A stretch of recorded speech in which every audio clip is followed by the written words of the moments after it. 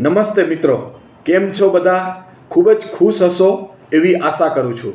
હું વિજય દબાસિયા ઇન્વેસ્ટમેન્ટ આજે ફરીથી એક વખત મારી યુટ્યુબ ચેનલના માધ્યમથી આપ સૌ લોકોનું હાર્દિક સ્વાગત કરું છું અને સર્વે રોકાણ મિત્રોનું આભાર વ્યક્ત કરું છું. મિત્રો, ઘણા બધા લોકો મને કહેતા હોય છે કે તમે વિડીયોના માધ્યમથી સેમિનારમાં રૂબરૂ જ્યારે તમને મળીએ ત્યારે તમે રોકાણની વાત કરો છો, ઇન્વેસ્ટમેન્ટ, સેવિંગ, બચતની વાત કરો છો, પણ પૈસા હોય તો ને, પૈસા ક્યાંથી આવે છે? મિત્રો, આજના આ વિડીયોની શરૂઆતમાં જ આપણે ચર્ચા કરી લઈએ અને સૌથી સારી રીતે સમજી લઈએ કે પૈસા ક્યાંથી આવે છે. મિત્રો, 4 જગ્યાએથી પૈસા આવે છે. પહેલા પૈસા આવે છે મહેનત, એટલે કે જે લોકો જાત મહેનત કરી, ખૂબ જ શ્રમ કરી, પુરુષાર્થ અને સંઘર્ષથી જે લોકો મહેનત કરે છે એ થોડા પૈસા કમાય છે. જેવી રીતના કે મજદૂર છે, શાક વેચવાવાળો છે, કે માળી છે જે બગીચામાં સવારથી સાંજ સુધી વૃક્ષની દેખભાળ કરતો હોય, અને રિક્ષા ચાલક, આ લોકો સૌથી વધુ દિવસ દરમિયાન મહેનત કરતા હોય છે અને દર મહિને થોડા પૈસા ભેગા કરે છે. બીજું કે જે લોકો પાસે થોડું ભણતર છે, થોડું જ્ઞાન છે, એટલે કે નોકરિયાત વર્ગ, એ થોડા વધુ પૈસા કમાય છે. શિક્ષક અને નોકરિયાત વર્ગ એ થોડા વધુ પૈસા કમાય છે. ત્રીજું, જે લોકો પાસે સ્કિલ છે, કંઈક નવું કરવાની આવડત છે, કૌશલ્ય છે, થોડું ઘણું વ્યવહારિક જ્ઞાન છે, આ લોકો થોડા વધુ પૈસા કમાય છે. જેમ કે જે લોકો ધંધો કરે છે, વેપારી છે, બિઝનેસમેન છે, જે લોકો ઉદ્યોગ જગતમાં કામ કરી રહ્યા છે, આ લોકો થોડા વધુ પૈસા કમાય છે. મિત્રો, સૌથી વધુ પૈસા આ લોકો કમાય છે જેમની પાસે કોઠા શૂઝ છે. આ ચોથું સૌથી મોટું પરિબળ છે કે જેમની પાસે કોઠા શૂઝ એટલે કે બુદ્ધિમત્તા, આ સૌથી વધુ પૈસા કમાય છે. મિત્રો, આ 4 જગ્યાએથી પૈસા આવતા હોય છે, એટલે કે શ્રમ, જ્ઞાન, કૌશલ્ય અને કોઠાસૂઝ, આ 4 જગ્યાએથી પૈસા આવતા હોય છે. આ 4 આવક મેળવવાના સાધનો છે. પણ સૌથી મોટા પૈસા આવે છે આવકમાંથી બચાવેલી મૂડીને કામે લગાડવી, એટલે એમાંથી સૌથી મોટા પૈસા આવે છે. મિત્રો, આજે તમને એક સૂત્ર આપું, તમે જે ક્યાંય નહીં સાંભળ્યું હોય, પૈસામાં જ પૈસા કમાવવાની તાકાત છે. તેને કામે લગાડવા એ જ સૌથી મોટું ડહાપણ છે, એ જ સૌથી મોટી કોઠાસૂઝ છે, એ જ સૌથી મોટી બુદ્ધિમત્તા અને ચાતુર્ય છે. મિત્રો, આજના આ વિડીયોમાં આપણે ચર્ચા કરીશું કે પૈસા ક્યાંથી આવે છે અને કેવી રીતે ઇન્વેસ્ટમેન્ટ કરવા. આજે મેં વિડીયોની શરૂઆતમાં સૌ લોકોને એક સરળ, સાદી અને સિમ્પલ ભાષામાં કહી દીધું કે આ 4 જગ્યાએથી પૈસા આવે છે. મિત્રો, હવે આ પૈસાને ક્યાં ઇન્વેસ્ટ કરવા? જ્યાં મોંઘવારી કરતાં વધુ મળતર મળે છે ત્યાં જ ઇન્વેસ્ટ કરશું તો ભવિષ્યની અંદર આપણે અથવા આપણા બાળકો જ્યારે ખર્ચ કરશે ત્યારે જે મોંઘવારી વધી હશે એના કરતાં આપણા પૈસા વધુ વળતરથી અને વધુ વ્યાજદરથી વધ્યા હશે, એટલે કે આપણને કોઈ પણ ખર્ચ કરવામાં મુશ્કેલી નહીં આવે. મિત્રો, આજના આ વિડીયોમાં આપણે ચર્ચા કરીશું કે એક્સિસ કન્ઝમ્પશન ફંડ, જે ન્યૂ ફંડ ઓફર અત્યારે વર્તમાનમાં ચાલી રહ્યું છે. આ ફંડ એટલે કે આ NFO 23 ઓગસ્ટના શરૂ થઈ ગયો છે અને 6 સપ્ટેમ્બર 2024ના બંધ થશે. આ NFOમાં 2 દિવસનો સમય વીતી ગયો છે અને હજુ પણ 13 દિવસ આ NFOમાં રોકાણ કરવા માટે આપણી પાસે છે. આ NFO સર્વે રોકાણ મિત્રોને 10 રૂપિયાની NAVમાં મળશે. મિત્રો, ભારતનું કન્ઝમ્પશન ફંડ શું છે, એમાં કેમ રોકાણ કરવું જોઈએ, કેવી રીતે રોકાણ કરવું જોઈએ, અને શા માટે કન્ઝમ્પશન અને શા માટે એક્સિસ જ કન્ઝમ્પશન ફંડ? મિત્રો, અત્યારે ભારતનું કન્ઝમ્પશન માર્કેટ દુનિયાનું 5મું સૌથી મોટું કન્ઝમ્પશન માર્કેટ છે. ભારત અત્યારે સૌથી વધુ ઝડપી ગતિએ વિકસતું કન્ઝમ્પશન માર્કેટ છે. મિત્રો, નજીવા સમયમાં એટલે કે માત્ર 3 થી 4 વર્ષના ટૂંકા સમયગાળામાં 2026 અથવા તો 2027 સુધીમાં ભારત દુનિયાનું 3જું સૌથી મોટું કન્ઝમ્પશન માર્કેટ બનવા જઈ રહ્યું છે. કન્ઝપ્શન એટલે શું એ સમજી લઈએ. મિત્રો, એક આમ આદમી સવારથી ઉઠી અને રાત્રે સૂવે ત્યાં સુધી જે બધી ચીજ વસ્તુઓ અને જે બધી સર્વિસનો ઉપયોગ કરે છે એ જ આપણું કન્ઝપ્શન છે. મિત્રો, આ NFOમાં રોકાણ કરવા માટેના સૌથી મોટા પરિબળો અને સૌથી મોટા તાકાતવર કારણો જે આજે તમારી સમક્ષ મૂકી રહ્યો છું. આ NFOમાં એટલે કે ભારતના કન્ઝપ્શન માર્કેટમાં શા માટે રોકાણ કરવું જોઈએ? મિત્રો, સૌથી વધુ વધતી માથાદીઠ આવક એટલે કે પર કેપિટા ઇન્કમ, ભારતની પર કેપિટા ઇન્કમ એટલે કે એક વ્યક્તિની વાર્ષિક આવક અત્યારે $2400-2300 આજુબાજુ છે. 5 થી 6 વર્ષના ટૂંકા સમયગાળાની અંદર એટલે કે 2030-31 સુધીમાં આ 2000 પર કેપિટા ઇન્કમ છે એ 5500-5600 અથવા તો 6000 પર કેપિટા ઇન્કમ માથાદીઠ આવક વધવા જઈ રહી છે. મિત્રો, અત્યારે 2400 થી 2500 ઉપર માથાદીઠ આવક છે એટલે કે ભારતનું કન્ઝપ્શન સેક્ટર, ભારતની કન્ઝપ્શન થીમ ઇન્ફ્લેક્શન પોઈન્ટ ઉપર છે.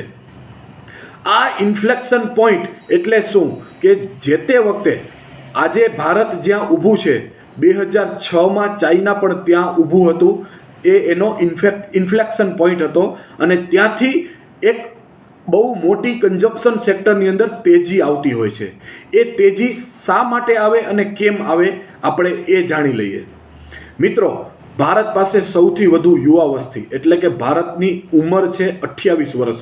સૌથી વધુ કામદાર લોકો આપણી પાસે છે અને 2031 સુધીમાં દુનિયાના 25% કામદાર લોકો એકમાત્ર ભારત દેશ પાસે હશે.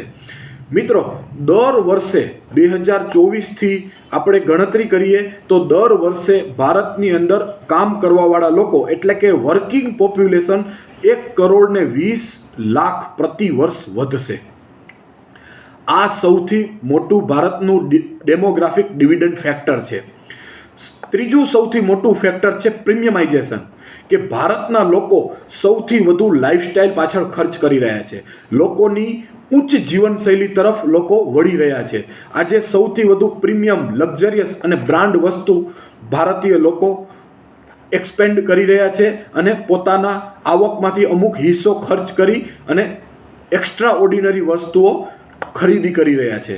મિત્રો, ચોથું સૌથી મોટું ફેક્ટર અર્બનાઇઝેશન એટલે કે શહેરીકરણ. સૌથી વધુ ને વધુ લોકો ગામડામાંથી શહેર તરફ જઈ રહ્યા છે. પાંચમું સૌથી મોટું ફેક્ટર ડિજિટલાઇઝેશન એટલે કે ઓનલાઈનનો જમાનો.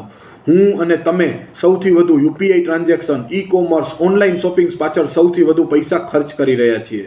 અને પાંચમું સૌથી મોટું ફેક્ટર છે ઇઝી ક્રેડિટ ગ્રોથ એટલે કે આપણે ગમે ત્યાં ખરીદી કરવા જઈએ તો ક્રેડિટ કાર્ડ, EMI અને લોન તરત જ ભારતની અંદર આપણે મળી રહે છે. આ ભારતનું સૌથી મોટું ફેક્ટર છે. 10,000 પ્રતિ મહિના કમાવાવાળા લોકો પણ ભારતની અંદર 70,000 થી 1,25,00,000 રૂપિયાના મોબાઈલ ખરીદી રહ્યા છે.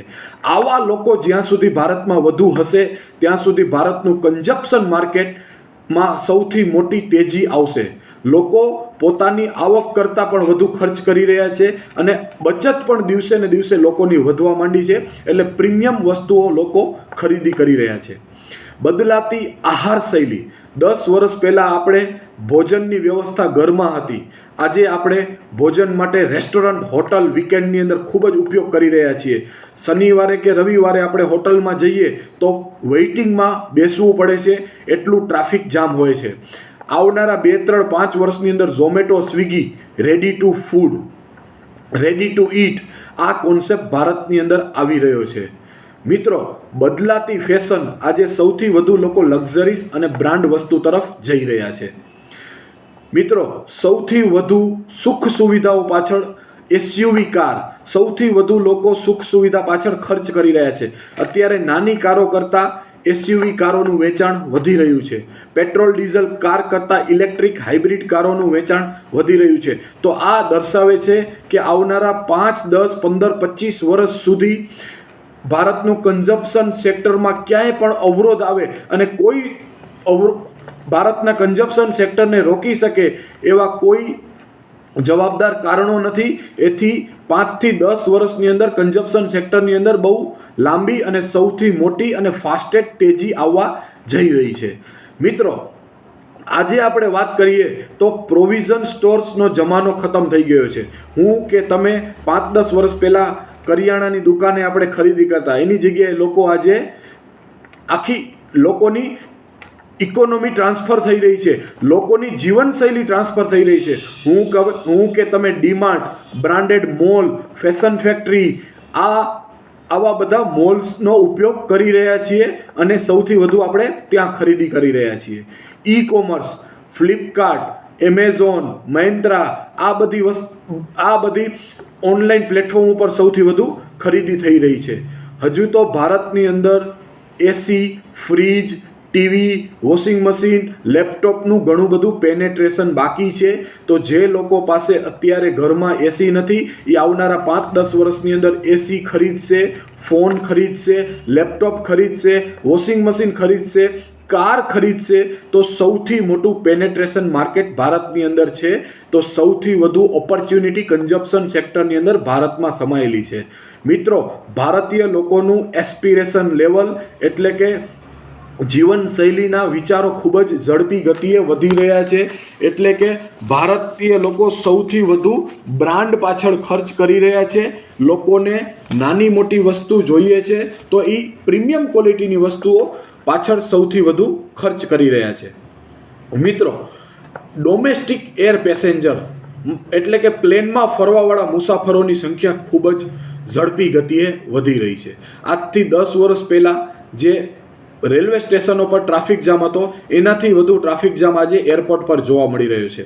તો આ સૂચવે છે કે સૌથી વધુ લોકો પાસે કમાણી વધી રહી છે અને લોકો સૌથી વધુ સ્પેન્ડિંગ કરી રહ્યા છે, સૌથી વધુ એક્સપેન્ડ કરી રહ્યા છે અને સૌથી વધુ ખર્ચ કરી રહ્યા છે.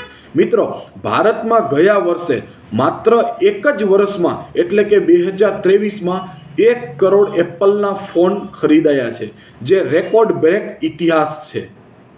મિત્રો, પ્રીમિયમ હાઉસહોલ્ડ એટલે કે 2021ની અંદર લક્ઝરિયસ ઘર અને લક્ઝરિયસ આપણે જે કુદરતી સંસાધનો અને ઇક્વિપમેન્ટ ઘરમાં લગાડીએ છીએ એ માત્ર 20% હતા.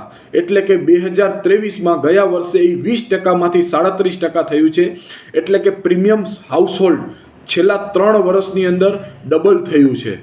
પ્રીમિયમ ટીવી આજથી 4-5 વર્ષ પહેલાં એટલે કે 2020માં 5% લોકો ભારતમાં એવા હતા જે 65 ઇંચથી ઉપરના ટીવી ખરીદતા હતા અને આજે 3 વર્ષના ટૂંકા સમયગાળામાં એ રેશિયો 12%થી ઉપર ગયો છે. એટલે કે ડબલ થયો છે. સૌથી વધુ લોકો 50, 55, 65 ઇંચના ટીવી ખરીદી રહ્યા છે. આજે કોઈને નબળું નથી જોઈતું, સારું પ્રીમિયમ ક્વોલિટીનું જોઈએ છે. મિત્રો, આજથી 5 વર્ષ પહેલાં 2017-18ની વાત કરીએ તો માત્ર 27% લોકોના પાસે જ પ્રીમિયમ ઇન્વર્ટર એસી હતા અને આજે 2023માં એટલે કે 5 જ વર્ષના ટૂંકા સમયગાળામાં 77% લોકો પાસે પ્રીમિયમ ઇન્વર્ટર એસી ઘરમાં લાગેલા છે. એટલે કે આ સેક્ટરની અંદર છેલ્લા 5 વર્ષની અંદર 3 ગણો ગ્રોથ થયો છે, જે આવનારા 5 વર્ષની અંદર હજુ મલ્ટીફોલ્ડ થવાનો છે. મિત્રો, આ થીમ એક માત્ર સેક્ટરની અંદર રોકાણ કરશે એવું નથી, અલગ અલગ 8, 9, 10 સેક્ટરની અંદર રોકાણ કરશે.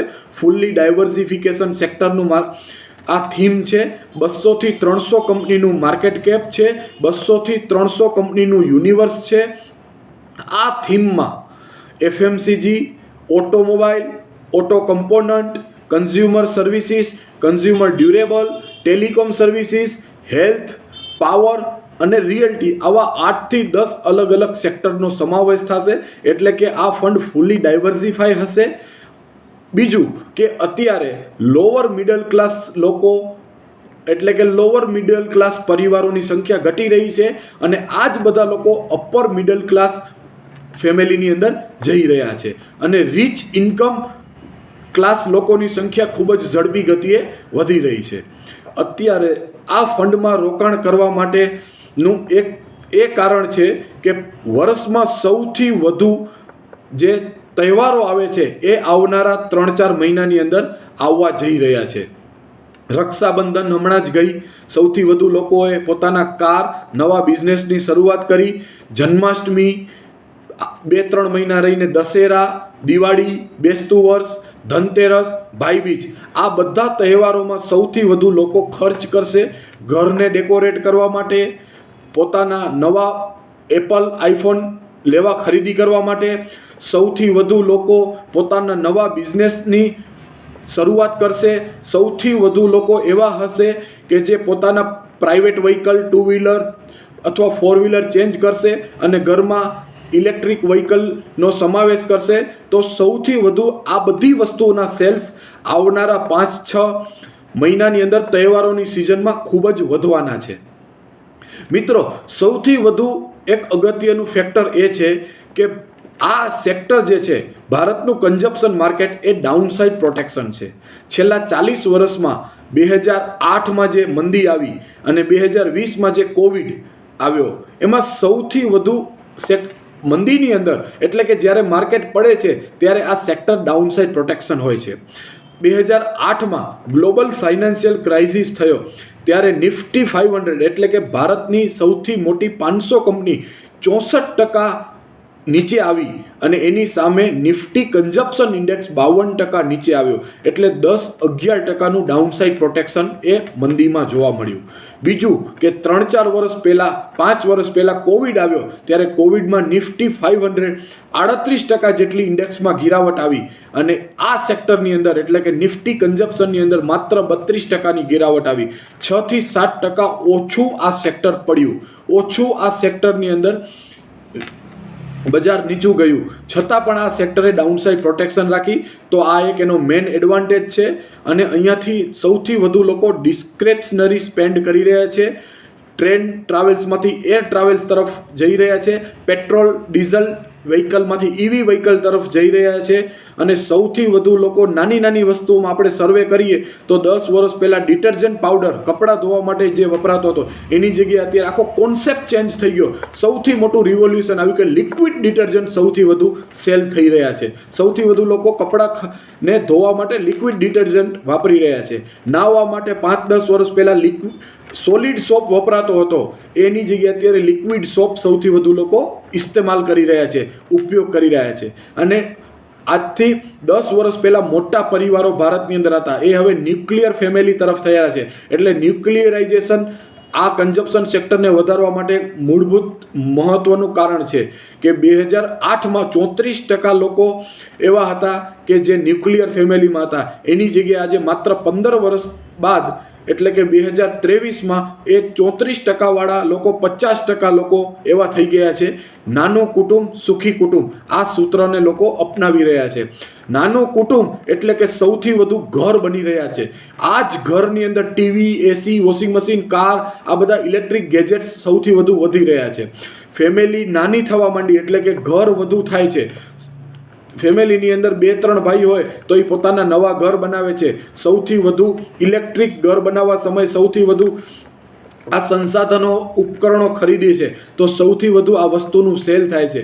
તો સૌથી વધુ અહીંયા કન્ઝપ્શન સેક્ટરને ફાયદો થાય છે. મિત્રો, ચાઇનામાં જે કન્ઝપ્શન સેક્ટર જે એના ઇન્ફ્લેક્શન પોઈન્ટ ઉપર 2006માં હતું, ત્યાં આજે 2024માં ભારત ઊભું છે.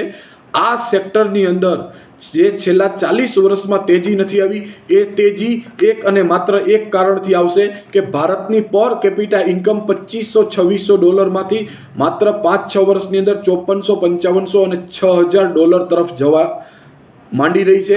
તો આ જ લોકોની પર કેપિટા ઇન્કમ એટલે કે માથાદીઠ આવક વધશે તો લોકોનું એસ્પિરેશન લેવલ અહીંયાથી વધુ વધશે અને સૌથી વધુ લક્ઝરિયસ બ્રાન્ડ અને પ્રીમિયમ ક્વોલિટીની વસ્તુ હજુ પણ વધુ ખરીદાશે અને સૌથી વધુ લોકો આ પોતાની આવકનો સૌથી વધુ હિસ્સો લક્ઝરિયસ વસ્તુ તરફ અને લક્ઝરિયસ બ્રાન્ડ પાછળ ખરીદશે. તો સૌથી વધુ લોકોને નતમસ્તક 2 હાથ જોડી વિનંતી કરું છું કે અત્યારે આ સેક્ટરની અંદર રોકાણ કરવાનો ખૂબ જ સારો સમય છે અને આ સારા સમયની અંદર right time right sector axis mutual fund એટલે કે એક્સિસ કન્ઝપ્શન ફંડ NFO લઈને આવ્યું છે. તો સૌથી વધુ લોકોને વિનંતી કરું છું કે આ NFOમાં અવશ્ય રોકાણ કરો. ફૂલ નહીં તો ફૂલની પાંખડી રૂપે તમારા પોર્ટફોલિયોની અંદર ભારતનું કન્ઝપ્શન સેક્ટર હોવું જોઈએ, જે ફૂલી ડાયવર્સિફાઈ સેક્ટર છે અને માર્કેટમાં જ્યારે મંદી આવશે ત્યારે પણ આ સેક્ટર ડાઉનસાઇડ પ્રોટેક્શન છે. તો એક ફિનાન્શિયલ એડવાઇઝર તરીકે, મ્યુચ્યુઅલ ફંડ ડિસ્ટ્રીબ્યુટર તરીકે, વેલ્થ ડોક્ટર તરીકે અને રિસ્ક રિટર્ન મેનેજર તરીકે સૌથી વધુ લોકોને વિનંતી કરું છું કે તમારા પોર્ટફોલિયોમાં એસેટ એલોકેશન અને રિસ્ક રિટર્ન પ્રોફાઇલ કરીને આ NFOનો સમાવેશ જરૂર કરજો. આ NFOમાં આવનારા 5-10 વર્ષમાં આ મલ્ટી ડેકેડ થીમ છે, એટલે કે સૌથી સારા વળતરો, તમને મોંઘવારી કરતાં સારા વળતરો આ ફંડમાં એકદમ આસાનીથી મળતા રહેશે. એક વખત ફરીથી હું વિજય દબાસિયા ઇન્વેસ્ટમેન્ટ તરફથી ફરીથી વિનંતી કરું છું કે આ NFOમાં જરૂર રોકાણ કરજો. Thank you so much.